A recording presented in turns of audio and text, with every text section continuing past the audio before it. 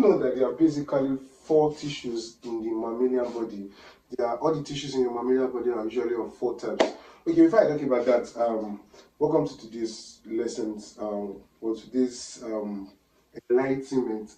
I'm the analogous by name. So what we do in this channel is to break down science-related topics, talk about issues concerning public health, and chemistry, and so on and so forth. All right. Now, quickly, as I said, do you know that there are four types of tissues in the mammalian body? 4 types of tissues in the mammalian body. So all the tissues in your body are grouped into 4 types. All right. What is a tissue first? At first, a tissue is a group of cells performing similar functions. A group of similar cells in aggregate performing similar functions. What is a cell, you can Google that or check it out. The cell is the basic structural unit of every living part of your body. So almost all parts of your cells almost all part of your body contains cells, living or dead.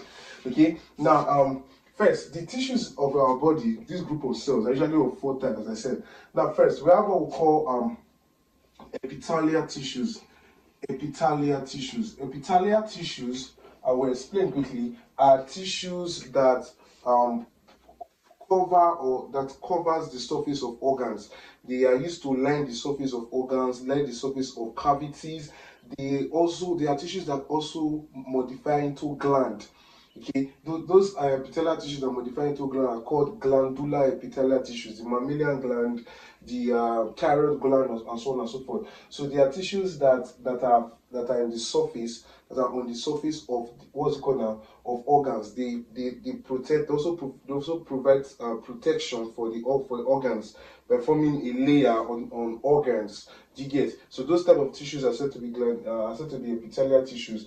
There are many types of epithelial tissues. The skin is an epithelial tissue. Glands are epithelial tissue. They provide structural protection for this tissue. Okay, lining of cavity, the mesenteric lining of the stomach is also an epithelial tissue, and so on and so forth. Now, the next type of tissue is connective tissue. Please, if you're writing any major exam that has this kind of concept, I would like you to really pay attention to this.